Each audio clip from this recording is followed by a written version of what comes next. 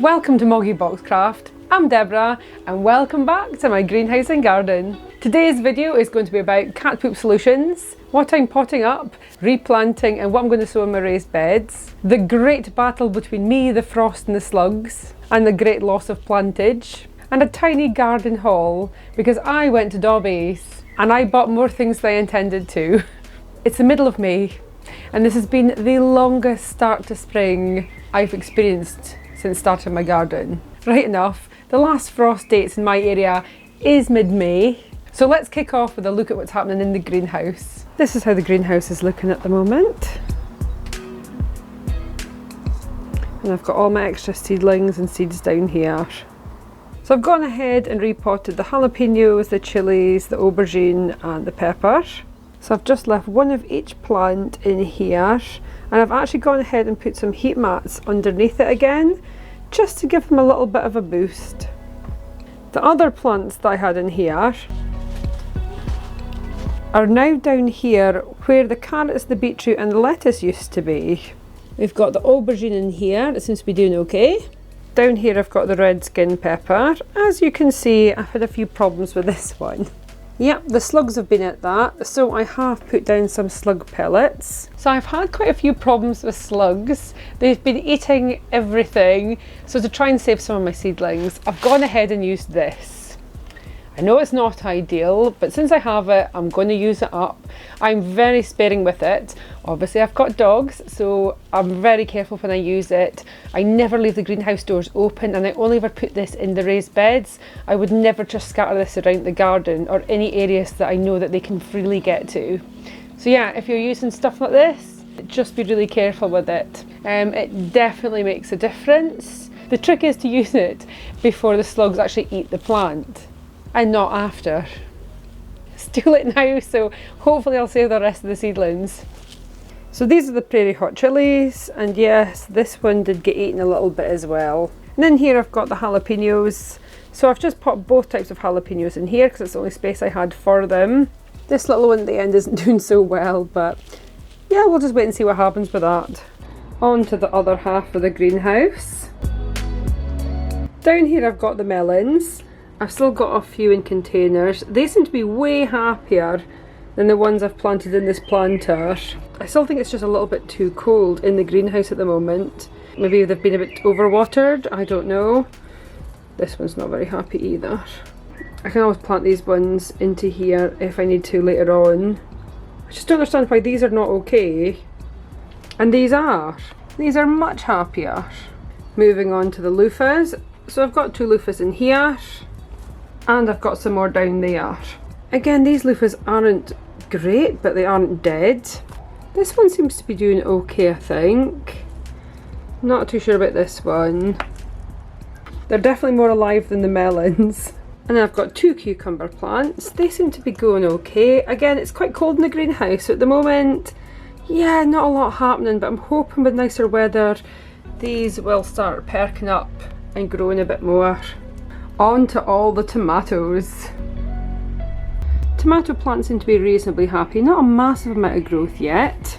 These are the Seed Saved Moneymaker tomatoes, and these are the normal Moneymaker tomatoes. These tomato plants have definitely been eaten, I suspect by slugs. Little buggers that they are. It's funny how they seem to prefer the normal Moneymaker tomatoes rather than the Seed Saved Moneymaker tomatoes, but hey ho. I am not one to judge. Maybe they are slightly different, who knows? Then we've got the Seed Saved Tomato Sun Gold and the regular Tomato Sun Golds. Yeah, the slugs seem to prefer eating the Seed Saved ones. I can see some damage down there. Damage there. Loads of damage here, over here. There's a little bit of damage on the Sun Gold tomatoes, the regular ones. Although regardless, they are both surviving, so I'm quite happy with that. And down at the bottom we've got the sweetcorn. These end ones are growing really well, and then these middle three are really small, and then they get really tall at the other end again. I presume it must just be where the sun falls or where the warmest areas are, maybe? Who knows? And then we've got all the hanging baskets. Everything I've planted in the hanging baskets seemed to be doing okay so far. And down here is the seedlings from the fragrant flower kit from the plant theatre, which has also been absolutely decimated by slugs. Absolutely everything seems to have been chomped. This was looking so good. The only things that seem to have been surviving is the night phlox and the sweet rocket. And only just. Look at the damage here and here. But don't fear, I've been doing some more planting. So to make up for the catastrophic events of all the slugs and the frost, I have gone ahead and planted a few more things. We've got passion flower in here, Chinese lantern, and some more of the larkspur, which was for our confetti garden. So in here I've planted everything from the fragrant flower kit again, just hope I can grow some more in time for this season. The gaillardia flowers seem to be doing okay, so let's hope they continue to grow. Down here in these very empty trays is the honeycomb tomato, and as you can see, yep, empty. Still no growth. I have got a heat mat under this tray as well. Now, you know how I was saying about my strawberries not growing? Well, these strawberries are growing like fireworks. Look at them. Really impressed with that. And do you remember these strawberries? Well, I'd taken this seed tray inside and popped it on a heat mat and used some grow lights, and they're all sprouting. I am so pleased with that, because I was sure these were a dud, but it turns out they're not. Delighted. And lastly, down here, I've planted some more climbing French beans, speckled cranberry, because the ones I'd planted outside, yeah, they've not fared well with the frost, the slugs, or the cold. I also thought it was the perfect time to start planting lettuce. So I've got lettuce little gem and lettuce saladin, which is an iceberg variety. I found myself in Dobbies one day. I just popped in to buy some compost. But like every normal person, when you go to a garden centre, don't you accidentally find you buy all the things you probably shouldn't, because it all looks very beautiful in there. And because of all the frosts and things getting killed off, I thought I would just treat myself and my garden. So I got myself a few flowers. I found a 6-pack of these. I've already planted a few in the garden, I've just cut off this edge. But I found these 6 for £1.99. Neon violet pansies.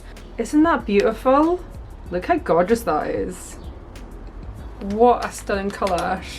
Oh, I love these. And only £1.99 was £3.99. Total bargain if you ask me. In fact, it would be rude to leave it in the shop. I also spied this Thumbelina Damson Ripple. Look how cute that is. Who does not want a flower in their garden that looks like that? I just think these look gorgeous. I can't wait to see these flower. I also seen these petunias. Now, the only petunia I managed to grow has been eaten by slugs, so I thought I would treat myself to this mini trailing petunia cherry. Look how beautiful and bright that flower is. Can't wait to see them bloom. Another trailing petunia in sky blue. Again, look how gorgeous that flower is. I don't even think the camera does it justice. They're so delicate and pretty. Such gorgeous little flowers. Oh, can't wait to get these planted in the garden. And I couldn't help myself, I got some geraniums. Look at the colour of these. I know I say everything is beautiful, but this colour really is stunning, and it really is this bright. It's, I mean, does it match my hair? Who wouldn't want a flower that matches their hair? If I could have my hair this colour all the time, wouldn't that be tremendous? I don't think my hair is as bright as this, unfortunately, but I can dream. I just think these are absolutely stunning. And I'm dripping water all over myself. I'm not quite sure how much the other ones were, but these were £4.99. Worth it. Absolutely worth it. And I know I probably have enough hanging baskets, but do I?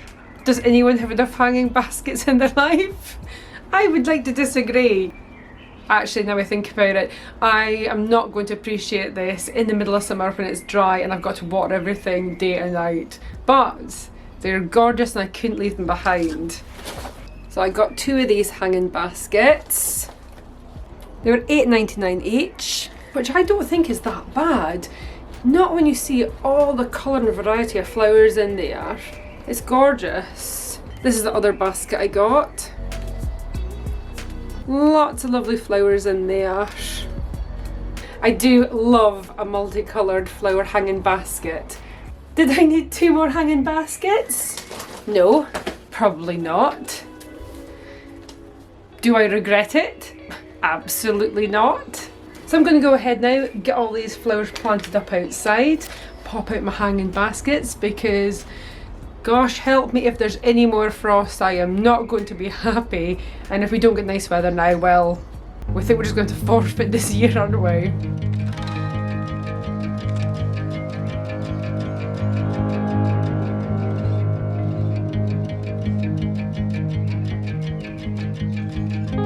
So this is the speckled cranberry climbing French bean.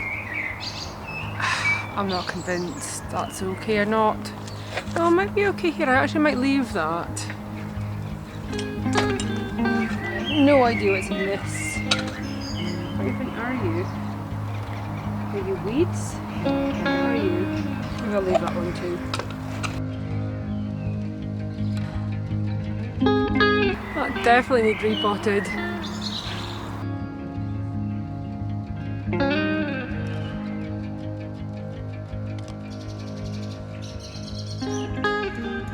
I've hung up some of the hanging baskets, so let's move on to the garden.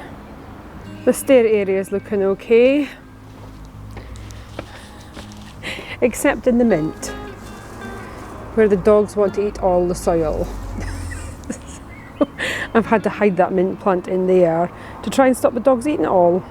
I've also had to replace the lobelias that were in here with a pansy because the dogs ate it. So, I don't think they were trying to eat the plant, I think they were trying to eat the soil. I've put everything up a little bit higher, so I'm just trying to keep a really close eye on them now so none of this gets destroyed.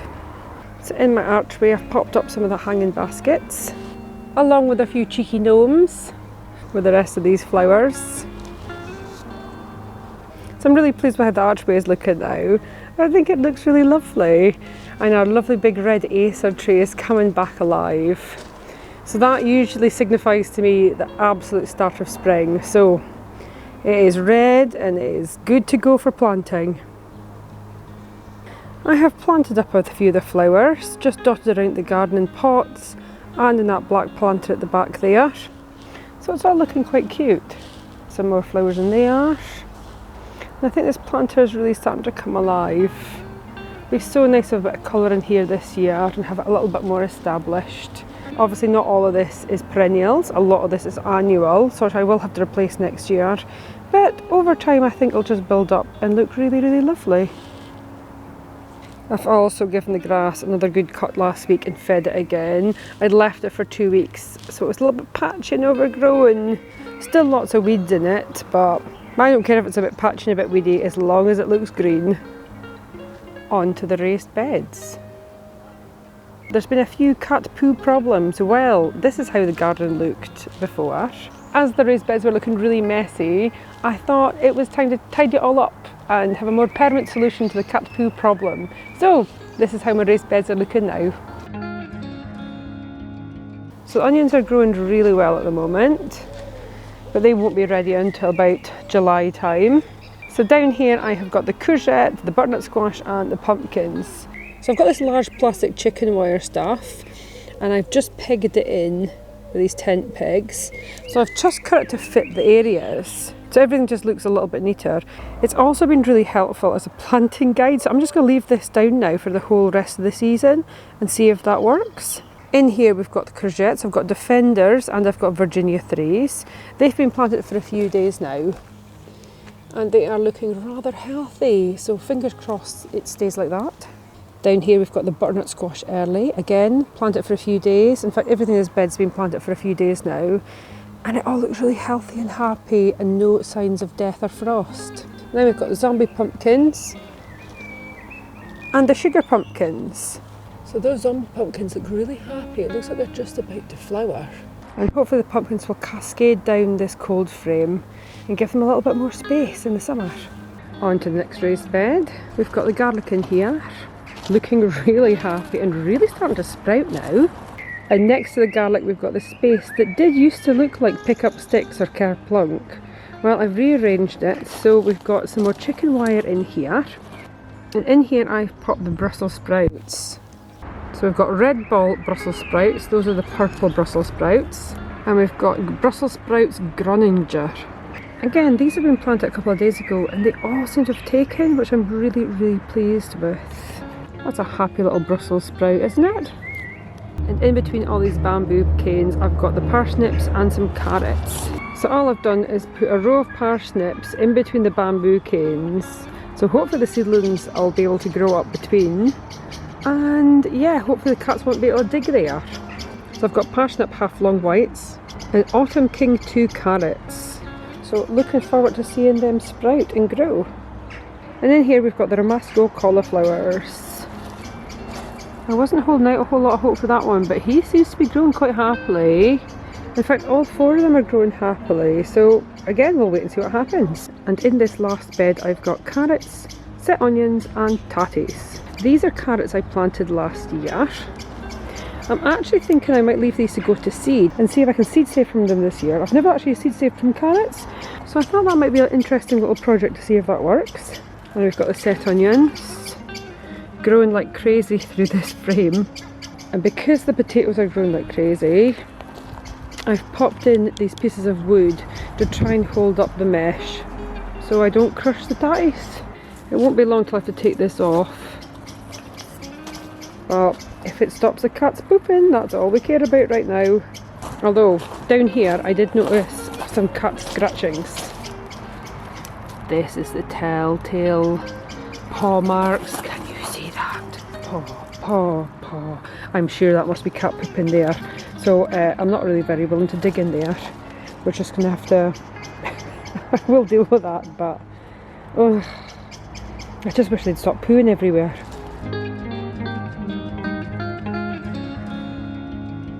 Oh, and a little update with the tatties. Tatties are sprouting like crazy. And the apple tree's got the most gorgeous blooms on it. I love this delicate baby pink colour.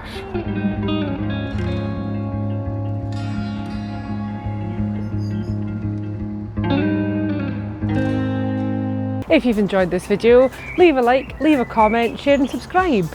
Of course, subscribing is optional, but it is very much appreciated. So thank you all so much for watching. I'll see you guys next time. Bye!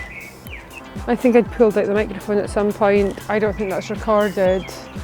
Why is new technology so difficult? Technology is hard, okay guys? I'm still learning. I don't know if my hair's caught in the microphone either. I hope it hasn't. Right, I'm going to go download this video and check the audio. Please let the microphone, the audio work.